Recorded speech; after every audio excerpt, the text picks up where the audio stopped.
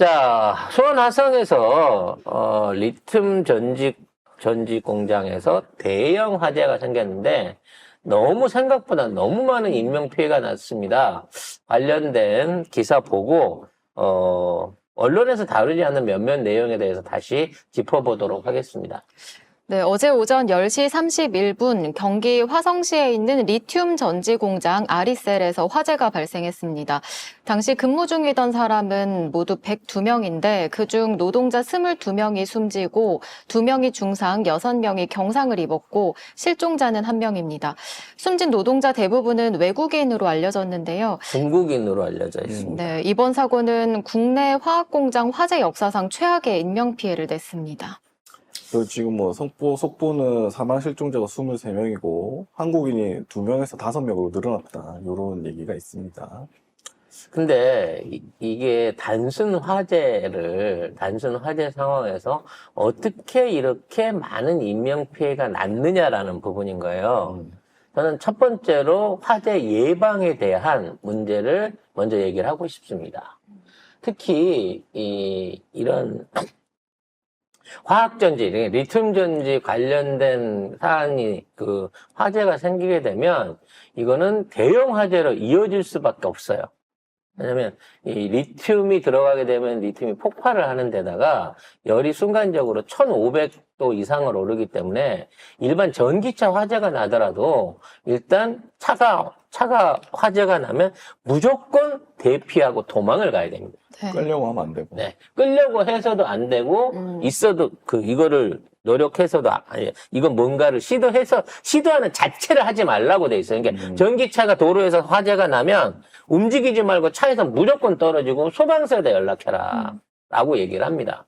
근데 이번 같은 경우에 가장 큰 문제가 뭐냐면, 이 사고가 처음이 아니라는 거예요. 22일에 1차 화재가 한번 일어날 뻔했습니다. 네, 관계자에 의하면 당시 공장 측이 입단속을 시켰다고 합니다. 쉽게 말하면 공장 조업이라든지 나중에 안전관리에 문제가 될까봐 화재가 생길 뻔한 사안을 놓고도 거기에 대한 보안 대책이나 준비를 안 했다는 거죠. 그렇기 때문에 만일에 이번에 생긴 화재에서도 그냥 넘어가려고 했다든지 아니면 직원들을 동원해가지고 이걸 끌려고 했을 가능성이 높아요. 그래서 저는 이 사고가 일어나자마자 이 화재가 확산되는 상황 하에서 저 안에 있는 어떤 리튬의 양을 봤을 때 아마도 거의 굉장히 높은 고열, 보면 천장에 트러스가 다 녹아 있어요.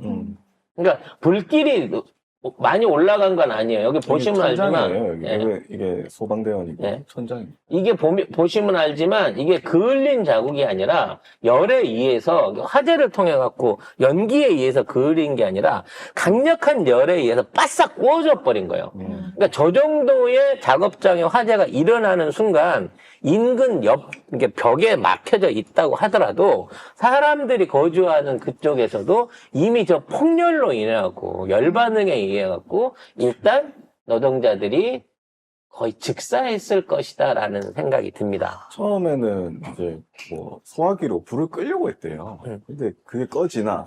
절대 안 꺼지는 건데 아마도 이 사람들이 빠른 대피를 못하게 하는 과정 중에 공장 관리자나 또는 경영진에서 무리한 진화 시도가 있었는지도 확인을 해봐야겠습니다만 일단 이게 대형 화재로 넘어서는 순간 이미 높은 고열에 인해 갖고 이거는 그냥 현장에서 한꺼번에 참변이 일어났을 가능성이 높다라는 점입니다. 출입구 쪽에서 이렇게 불이 번지기 시작을 해가지고 그 출입구 쪽으로 못 갔대요, 사람들이. 사실은 그 출입구 쪽으로 사실 조금 불에 그을릴 거 생각하고 이렇게 탈출을 해야 되는데 사실 그걸 근데 생각 못 하잖아요. 사실 큰 불이 갑자기 나버리면 불에서 멀리 도망가고 싶죠. 1500도면요 일상적인 이 모닥불이나 이런 이게 화마가 줄 수 있는 열의 수준이 아니기 때문에 거기서는 복사열에 의해서 이렇게 끔찍한 참변이 일어났다고 봐야 됩니다.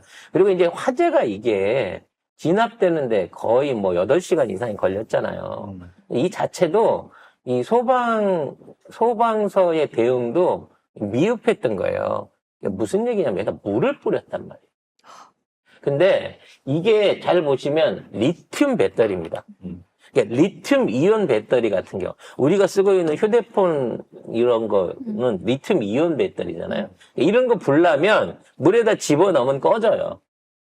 리튬 이온 배터리인 경우에는 물이 더 이상의 화학 반응을 중재시키고 그에 따라서 열을 식히고 화재를 중화시키는 걸 하기 때문에 리튬 이온 배터리로 사고가 나면 이게 휴대폰에 불이 나면 그냥 물에다 집어넣으면 됩니다. 근데 이건 리튬 배터리예요. 리튬 배터리에 물을 뿌리면 폭발합니다. 그러니까 불에다가 기름을 부은 것처럼 저 리튬 배터리에다 물을 뿌렸기 때문에 그러면 이제 수소 반응이 나와서 계속해서 다시 불이 붙고 화재가 확산되고 이런 방식으로 해갖고 화재 피해를 확대시킬 수밖에 없는 사고를 만들었다는 거죠. 근데 나는 소방서 인터뷰를 보고 깜짝 놀랐어요. 리튬의 양이 적기 때문에 전체적으로 있는 매장 안에 있는, 그러니까 이 공장 안에 있는 리튬의 절대량이 적기 때문에 물을 뿌려서 진화를 하려고 했다. 이 얘기를 하는 거예요. 이 기존 상식이 없는 거야. 소방대원이라고 하는 사람이. 그러니까 예를 들면 전기차 한 대가 불이 나잖아요. 그러면 물이 최소 10,000리터가 필요하대요. 10톤이 들어가야 되는 거예요. 근데 10,000리터가 필요한데 소방 펌프차 한 대가 3,000리터 정도입니다. 그러니까 적어도 4대가 와야 돼요. 그 작은 전기차 하나 불나는데. 근데 여기는 그렇게 하면 더 많이 뿌려야 되는 거잖아. 훨씬 더 많이. 만약에 여기서 물을 뿌리면 뿌린다면. 안 된다니까. 아니, 그러니까 만약에 물을 뿌린다면. 저는 아마도 화재 초창기 상황에서 물을 뿌려가지고 이게 오히려 더 진화나 구조가 어렵게 된 부분이 아닌가라는 생각이 좀 듭니다. 현재 뭐 한국인, 중국인, 라오스, 뭐 미상 뭐 이런 식으로 돼 있는데요. 지금 있는 이 중국 이제 외국인 근로자들의 어떤 근무 환경 조건, 그러니까 정식적인 체류 비자나 취업에 관련된 비자 그리고 그 관리가 정상적으로 이루어지는 업체였을까? 위상이 있으니까. 네, 라는 부분에서도 이걸 좀 찾아봐야 됩니다. 사실, 한동훈 그 검찰이 외국인 노동자들을 전부 다 추방하는 정책들을 많이 썼잖아요. 그래서 이제 쉽게 말하면 찾기 쉬운 하우스나 이런데 그 농가나 아니면 그 어촌 같은 데 가가지고 그 사람들 단속해갖고 추방시키고 많이 내쫓았거든요. 콘서트장에 모아놓고 다 네. 잡아가고. 정말 아니 그거 잡아서 내쫓는다고 해갖고 지금 무슨 실적이 되는데 그런 짓을 했는지 모르겠습니다만 그런 식으로 외국인 노동자들 사냥을 했어요. 한동훈 정부 때 한동훈 그 검찰들이. 그래서 그 당시에 굉장히 많은 불법 체류자들이, 그러니까 시간을 넘긴, 체류 비자 기간을 넘긴 사람들이 이런 중소기업이나 공장 등에 많이 들어갔습니다. 안전하고 보호받기 위해서. 그래서 이 사람들이 지금 정상적으로 비자 업무를 받아갖고 2년이면 2년 체류 기간을 갖고 하고 있는 사람인 건지 아니면 불법 노동자들을 수용을 해갖고 이 관리를 시킨 것인지에 대한 부분도 분명히 확인을 해야 되는 부분이에요. 이미 중국 대사관에서도 현장을 방문하고 우리나라 그 검찰들도 대규모로 지금 나가갖고 이걸 보고 있는 게 이게 자칫하면 국제 분쟁으로 넘어갈 수 있는 소지가 되는 거거든요. 싱하이밍 중국 대사가 찾아왔습니다. 그래서 이게 인력 관리라든지 안전 관리를 어떻게 했는가라는 부분 안에서도 이거 많이 살펴봐야 되는 부분인 겁니다. 지금요, 우리 정부는 외국인들 수입해야 된다 이 난리를 치고 있는데 지금 전국적으로 일종의 그 외국인 품귀 현상 내지는 외국인 쏠림 현상들이 나오고 있어요.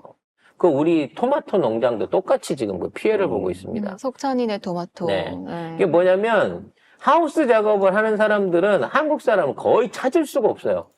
더워서 못 견디기도 하고 일이 힘들기 때문에 일당을 20만 원 가까이 줘도 일하려는 사람이 없단 말이야. 근데 지금 전라도에서 무슨 사고가 있었냐면, 그 전라도 지역의 그 외국인 노동자들을 송출하고 담당하던 업체에서 그쪽에 있는 임금을 한꺼번에 통짜로 떼먹어 버렸어요. 그러니까 그걸 받아갖고 수수료를 까고 나눠줘야 되는데 회사가 그걸 챙겨갖고 통짜로 떼먹고 튀어버렸습니다. 그래서 그쪽에서 피해를 봤던 노동자들이 당연히 구제 요구를 하고 기업에 요구를 했겠죠. 근데 기업 입장에서 몰라라고 쌩을 깐 거고, 우리 검찰이나 경찰이 이걸 신속하게 수사해가지고 그거에 대한 조치를 취하지 않았고 피해 구제에 대한 얘기를 안 해주는 거예요. 이렇게 되다 보니까 전라도 쪽에 지금 노동자들이 전라도를 버리고 딴 데로 다 나와버린 거야. 돈을 못 받게 되니까. 그러니까 이제 당장에 전라도 안에 있는 사람들은 노동자를 못 구하잖아요. 그러니까 다른 시도에다 전화를 거는 겁니다. 충청도나 경상도에 연락을 걸어갖고 여기 전라도인데 와주면 2만 원 더 줄게. 이러고 있는 상황인 거야. 그러니까 악순환인 거지. 정상적으로 놔뒀으면 어찌됐거나 자기 일 하면서 안정적으로 노동력도 공급되고 정상 단가가 유지될 거를 한동훈이 쑤시고 다니면서 이게 개판이 돼가지고 노동자들이 다 메뚜기가 돼버린 거예요, 지금. 한철 메뚜기가 돼가지고 하는 거예요. 왜? 언제 쫓겨날지 모르거든. 뭐 이민청을 해주니 뭘 하느니 여러 가지 발표들은 많이 그럴싸하게 했습니다만 법무부 장관 끝날 때까지 이거 정리 안 하고 튀었거든요. 그러니까 이게 혼선이 와가지고 외국인 노동자들을 운용하는 기업들이나 농가 이런 데는 엄청난 피해들을 보고 있다고. 그게 지금 여기서 또 한 번 터진 거예요. 이 화재의 원인이 누구한테 있는지는 알 수 없습니다. 업주가 설비를 잘못한 건지 안전관리가 안 된 건지 어떤 이유인지는 알 수 없겠습니다만 중요한 건 이미 사고의 예우가 한 번 있었고 그 안에 한국인 관리자들에 비해서 진짜 지나칠 정도로 외국인 위주로만 지금 운영이 되고 있었다는 거예요, 이 공장이. 그렇기 때문에 그 안에서 인력관리 문제, 안전관리 문제나 교육 문제들이 소홀했기 때문에 일어날 수 있다는 거죠. 수원지검 검사들이 가서 이걸 때려 맞고 있다고 하는데, 우리 과거에 기억나는 거 있잖아요. 이천에서 물육공장 화재로 사고 났을 때, 노동자들 죽었을 때, 그때 창고 주인이 이유락 손자라 그랬죠.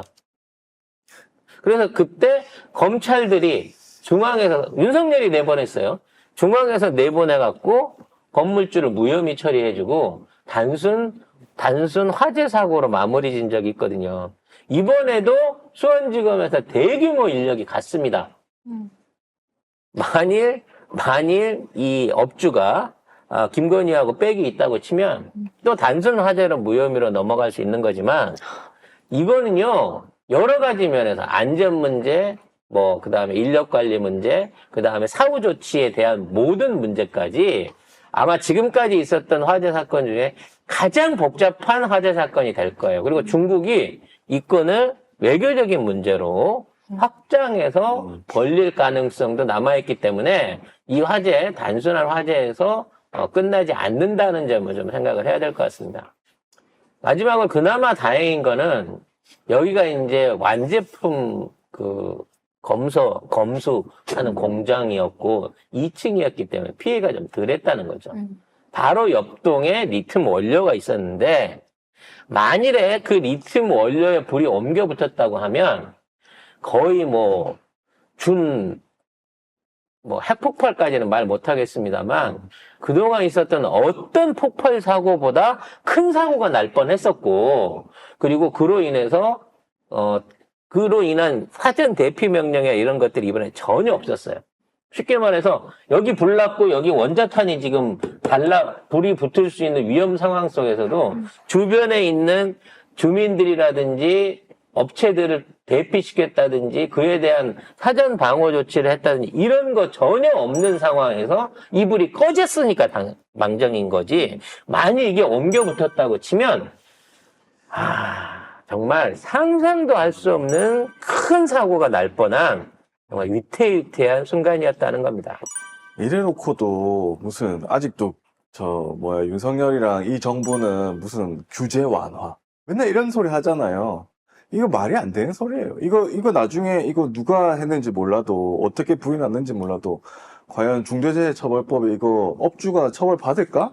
그러니까 이런 거만 봐도 규제를 더 세게 하면 세게 해야지. 이 목숨이 지금 몇 명이나 죽은 거예요, 도대체. 이 목숨이 외국인이고 뭐 여기에서 괜찮습니까? 아니잖아. 어설프게 내 것이나 조중동이 나서갖고 그래도 한국인 피해가 적어서 다행이다. 아이. 이따위 논조로 글쓰기 시작하면요. 이거 외교 문제 됩니다. 아마 그런 언론은 없겠지. 또 보상 얘기하고 뭐 얼마를 그러니까- 받는다 어떤다 또 엄포를 하겠지. 그러니까 죽고 나서 하지 말고 죽기 전에 하라. 제발. 자, 뭐 아무튼 이 상황은 앞으로 좀 더 속보를 좀 지켜봐야 될 건데 이래저래 얽히고 설켜 있는 비리가 꽤 많이 나올 것 같다라는 생각이 들고요.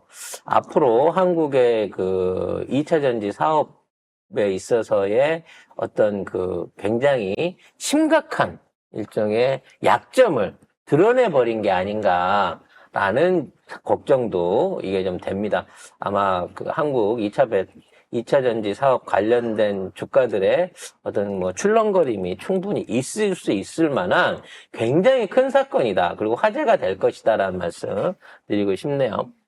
우리가 맨날 중국 배터리 불난다 그러고 중국 배터리 위험하다고 그러면서 그 그러게. 놀리듯이 언론에서 그 써댔잖아요. 근데 우리는 공장에서 만드는 공장에서 이런 사고가 났으니 진짜. 한국 배터리 안전하다고 누가 말을 하겠어. 원료 창고도 아니고 완제품 검수하다가 생긴 일인데. 포장하는데.